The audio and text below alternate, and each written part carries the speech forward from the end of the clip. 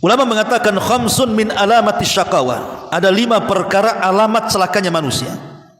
Kalau ada 5 perkara ini, celaka dia. Pertama, al-qaswatu fil qalbi, kerasnya hati.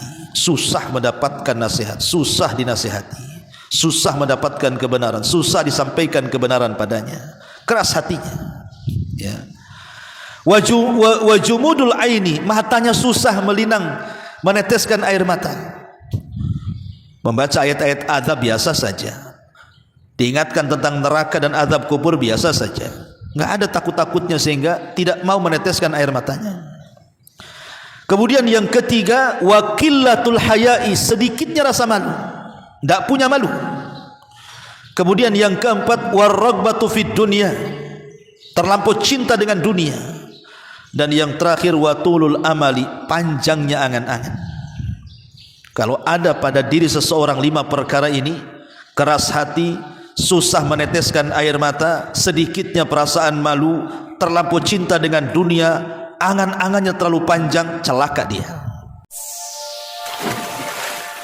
Bismillahirrahmanirrahim.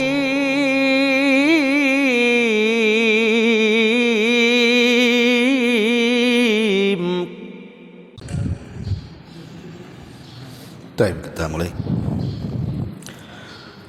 Bismillahirrahmanirrahim. Assalamualaikum warahmatullahi wabarakatuh. Bihamdillahi wassalatu wassalamu ala rasulillah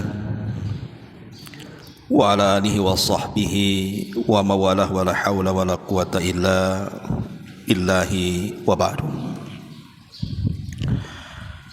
Kita lanjutkan kajian kita, masih membahas kitab Arba'in Nawawi, dan kita masuk hadis yang ke-20. Kita baca hadisnya. An Abi Mas'udin Uqbah bin Amrin al-Ansari al-Badri radhiyallahu an,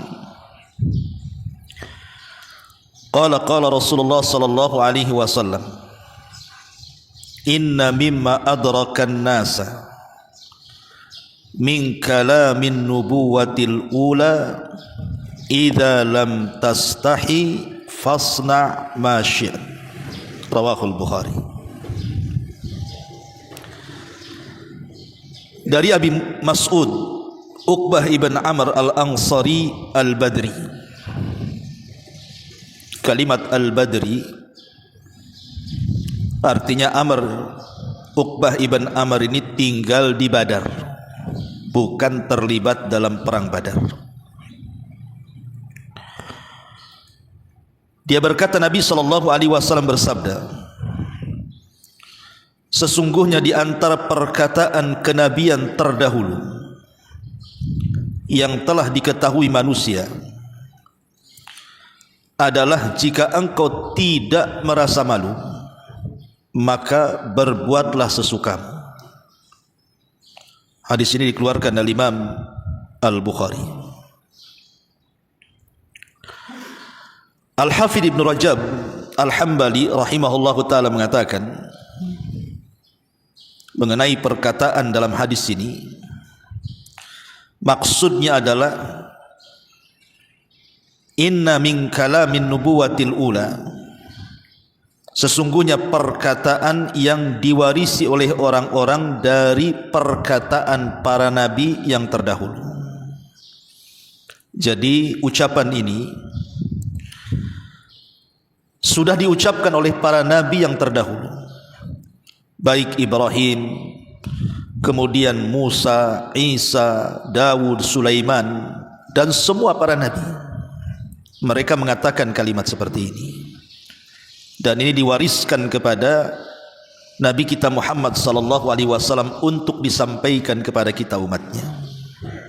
Kata Nabi, inna mimma adrakan nas min kalamin nubuwatil ula idza lam tastahi, kalau engkau tidak memiliki rasa malu, fasna ma syi'ta, lakukan sekehendakmu.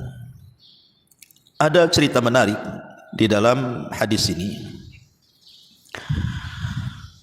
Cerita ini dijelaskan oleh para ulama tentang kisah Al-Imam Al-Qa'nabi dengan Al-Imam Syu'bah.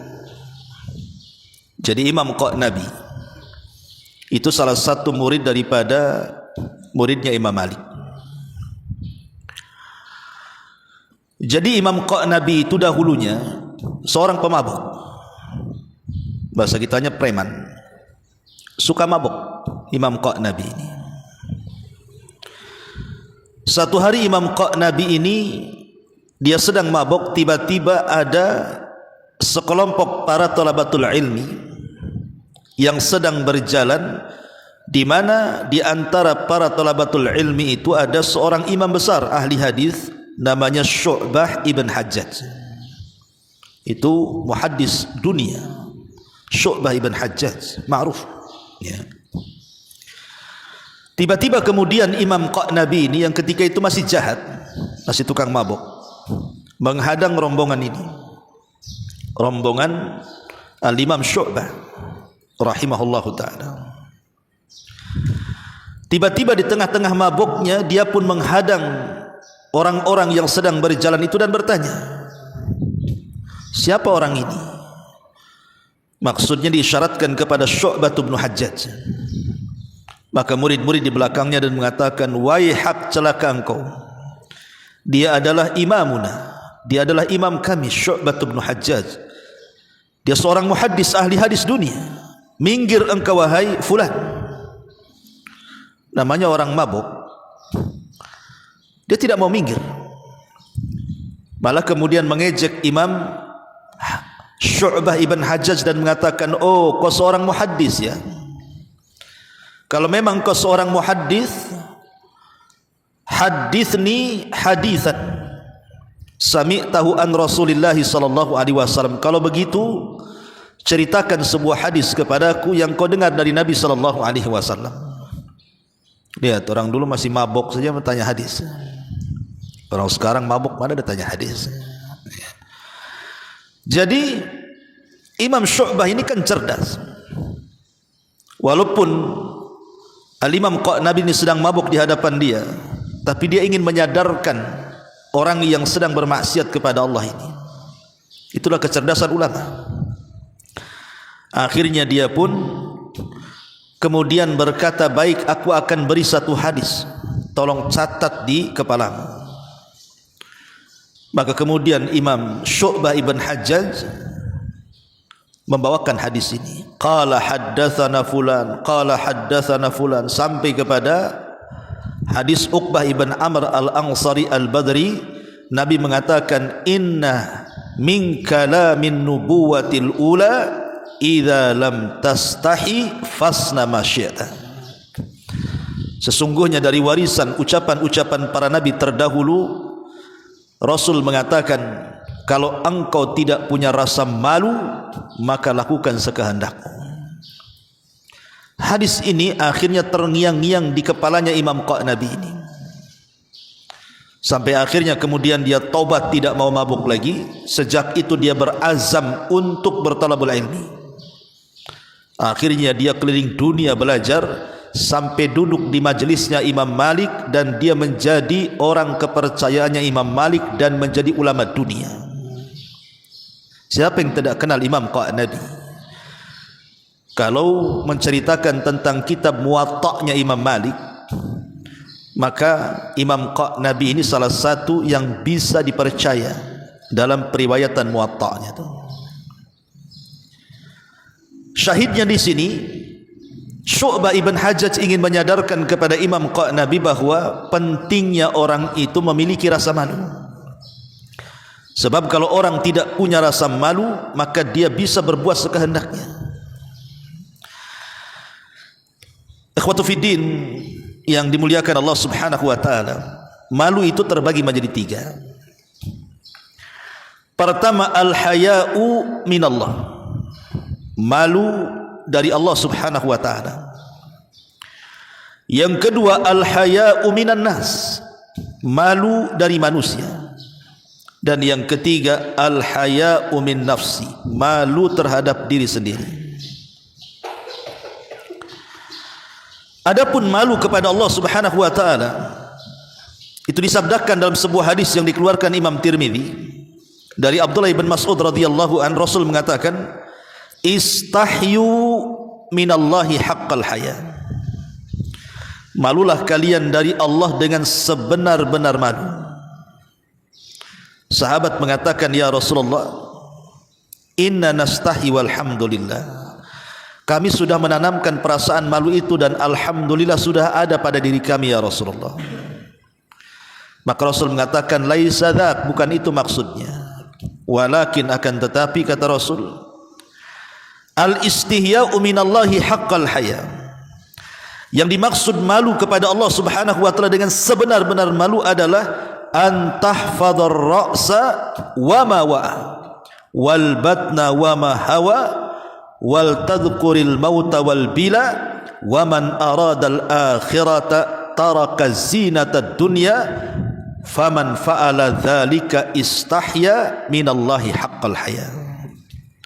Maka Rasul mengatakan, yang dimaksud malunya kita kepada Allah adalah engkau menjaga kepala dan isi-isinya, engkau menjaga perut dan seluruh isinya, dan engkau mengingat kematian dan bencana. Barang siapa yang mencari akhirat maka dia meninggalkan dunia. Itulah rasa malu kepada Allah yang sebenar-benar malu, kata Nabi. Jadi malu kepada Allah Subhanahu wa taala dalam hadis ini ada 3. Pertama, menjaga kepala dan isi-isinya. Namanya kepala ini ada telinga, ada mata, ada mulut, dan ada otak untuk berfikir. Kalau kita merasa malu kepada Allah Subhanahu wa taala, maka jaga pandangan, jaga pendengaran, jaga lisan, dan jaga pikiran.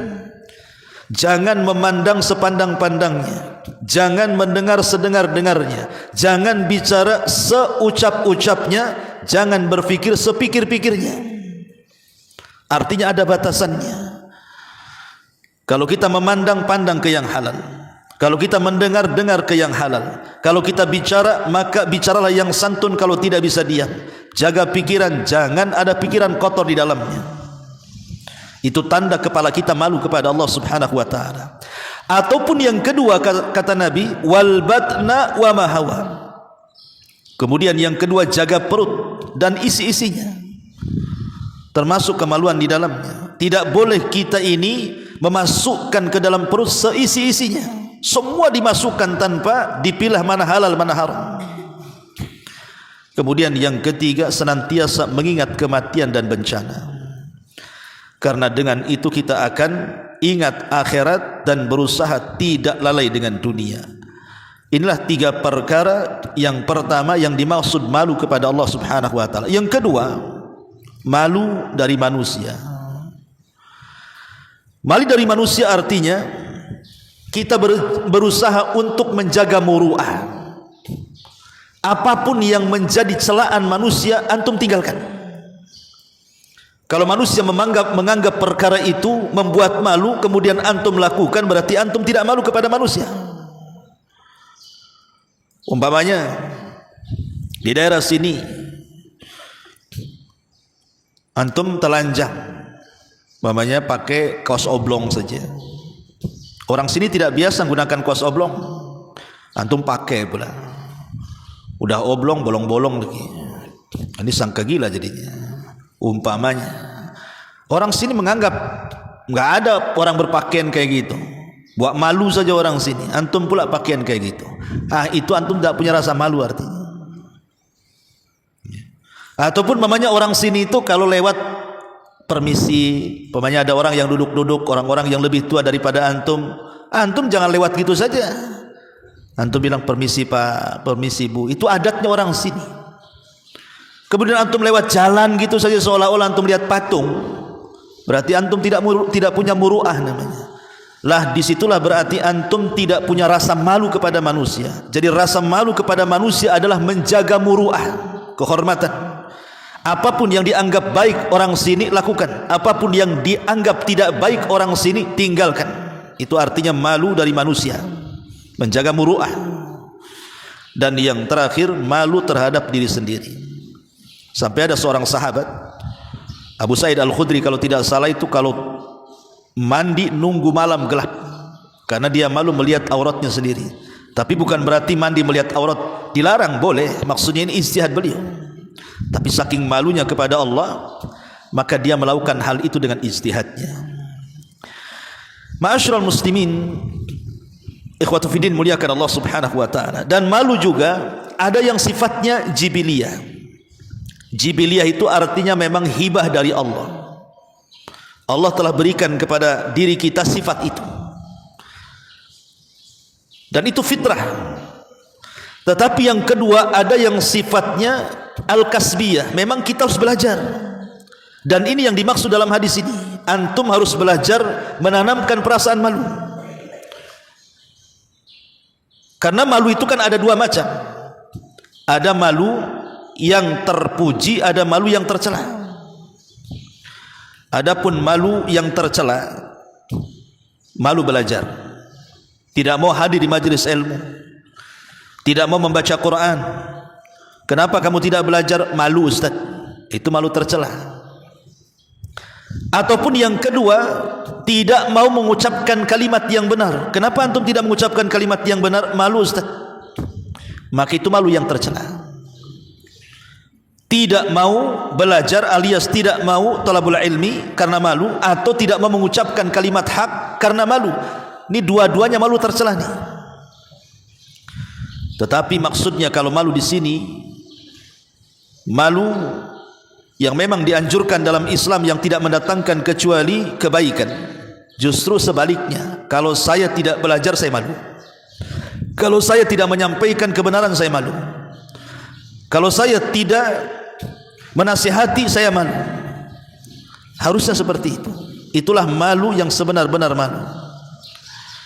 Dan Nabi SAW menyebutkan tentang keutamaan malu itu sendiri. Pertama, malu itu kunci dari setiap kebaikan. Kata Rasul, al-haya'u kulluhu khairun. Perasaan malu itu semuanya baik. Ya. Yang kedua, al-haya'u imanun. Rasa malu itu bagian daripada iman. Kalau kita memiliki iman berarti harus punya malu. Kalau kita tidak punya iman ya terserahlah. Tapi kalau kita mengaku orang yang beriman, maka tanamkan sifat malu itu. Karena Rasul mengatakan, innal haya wal iman, sesungguhnya rasa malu dan iman itu adalah sesuatu yang tidak bisa dipisahkan. Kemudian yang ketiga, al-haya'u abhazina. Rasa malu itu adalah perhiasan yang paling mahal yang melekat pada diri kita. Kata Nabi SAW, wa ma kana al-haya'u fi syai'in illa zana. Tidaklah rasa malu menempel pada seseorang, pasti akan menghiasinya. Kemudian yang keempat, rasa malu itu adalah akhlak yang dicintai Allah. Kata Nabi SAW, ketika ditanya apa akhlak yang paling dicintai Allah, al-hilmu wal haya, kata Rasul, sifat lembut dan sifat malu. Kemudian yang kelima, rasa malu itu bisa mengantarkan kita ke sorga. Kemudian yang keenam, rasa malu adalah sifatnya orang Islam. Kemudian yang nomor 7, rasa malu adalah syariat semua para nabi. Kemudian yang nomor 8, rasa malu itu bisa mencegah kita untuk melakukan kemaksiatan kepada Allah. Inilah 8 keutamaan sifat malu yang harus ditanamkan pada kehidupan kita. Ma'asyiral muslimin, ikhwatu fiddin yang dimuliakan Allah Subhanahu wa taala.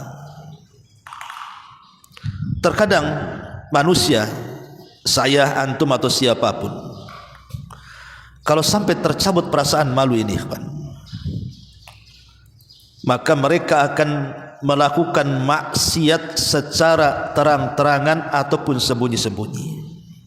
Dampak orang yang dicabut rasa malunya, pasti dia akan banyak melakukan maksiat baik terang-terangan ataupun sembunyi-sembunyi. Dan ini bahaya. Ya.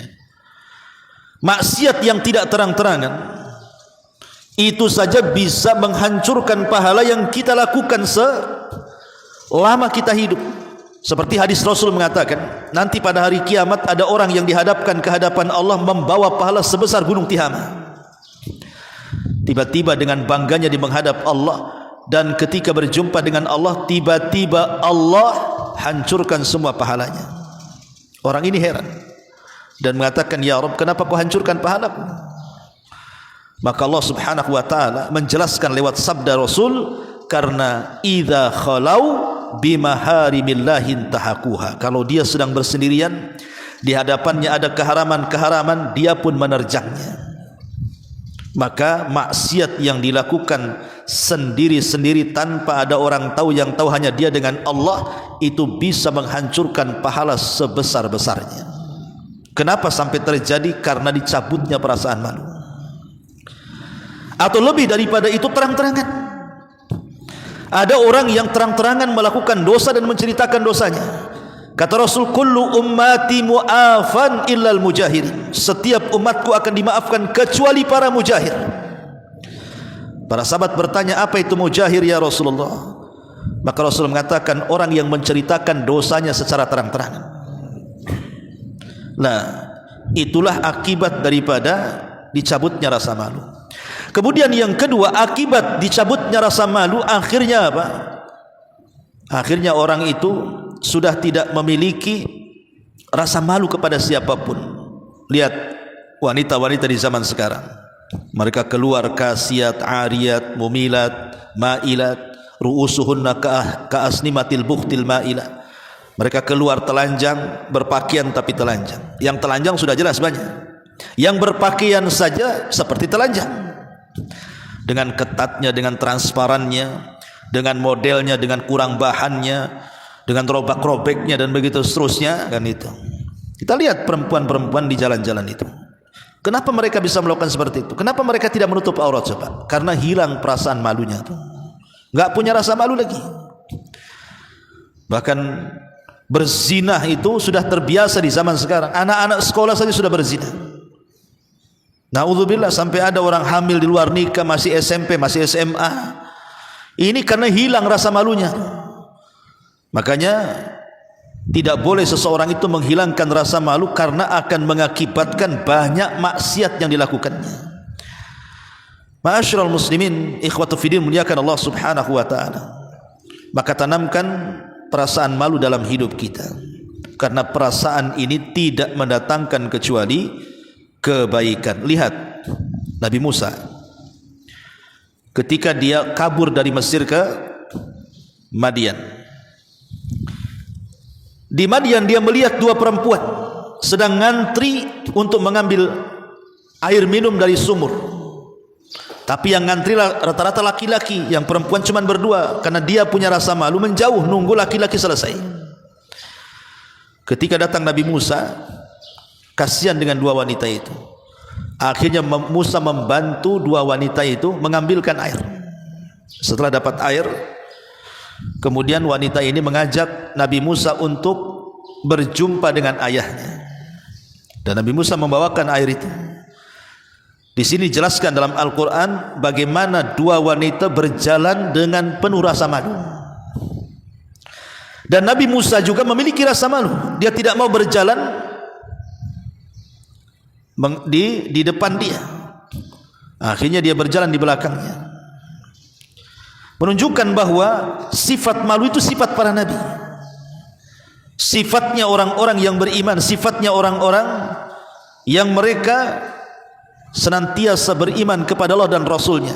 Maka kita selaku umat Islam juga harus meniru sifat para nabi. Tanamkan sifat malu yang sudah Allah subhanahu wa ta'ala tanamkan kepada setiap fitrah kita. Makanya hadis ini sangat penting sekali sebagai akhlak bagi kita, supaya kita jangan sampai meninggalkan perkataan malu ini. Lihat ucapan para ulama sebelum kita tutup. Ulama mengatakan khamsun min alamati syaqawa. Ada 5 perkara alamat celakanya manusia. Kalau ada 5 perkara ini, celaka dia. Pertama, al-qaswatu fil qalbi, kerasnya hati. Susah mendapatkan nasihat, susah dinasihati, susah mendapatkan kebenaran, susah disampaikan kebenaran padanya. Keras hatinya. Ya. Wajumudul aini, matanya susah melinang, meneteskan air mata. Membaca ayat-ayat azab biasa saja, diingatkan tentang neraka dan azab kubur biasa saja, nggak ada takut-takutnya sehingga tidak mau meneteskan air matanya. Kemudian yang ketiga, waqillatul haya'i, sedikitnya rasa malu, tidak punya malu. Kemudian yang keempat, warragbatu fid dunya, terlampau cinta dengan dunia. Dan yang terakhir, watulul amali, panjangnya angan-angan. Kalau ada pada diri seseorang 5 perkara ini, keras hati, susah meneteskan air mata, sedikitnya perasaan malu, terlampau cinta dengan dunia, angan-angannya terlalu panjang, celaka dia. Ini salah satunya apa? Qillatul haya, sedikitnya rasa malu. Bahkan Al-Imam Al-Asma'i rahimahullah ta'ala mengatakan, man kasahu thawbul haya'i lam yaran nas uyubahu. Siapa yang memakaikan baju rasa malu pada diri kita, maka selamanya manusia tidak mungkin melihat aib kita. Jadi kalau kita mempertahankan rasa malu yang baik, ya, bukan rasa malu yang tidak baik, maka manusia tidak akan mampu untuk melihat aib kita. Bahkan dikatakan Fudail ibn Iyad rahimahullahu ta'ala bahwa rasa malu itu adalah wujudul haibati fil qalbi. Itu bentuk sifat karismatik yang Allah tanamkan dalam hati kita. Jadi orang akan segan sama kita, enggak akan meremehkan kita kalau orang punya rasa malu itu. Tapi kalau orang tidak punya rasa malu, pasti akan dicela manusia, direndahkan manusia, dihina manusia. Apalah orang itu tidak punya malu. Sana kemari pakai kolor, kayak enggak punya celana saja. Kesana kemari pakai singlet, kayak enggak punya baju saja. Sana kemari ngomongnya asal-asalan, kayak tidak punya mulut saja. Nah, nanti orang menghinakan karena tidak punya rasa malu kan. Bahkan dikatakan oleh para ulama yang lain, taraktu dzunuba hayaan arba'ina sanatan thumma adrakanil wara'u. Aku meninggalkan dosa karena rasa malu selama 40 tahun. Barulah aku merasakan apa itu namanya wara'.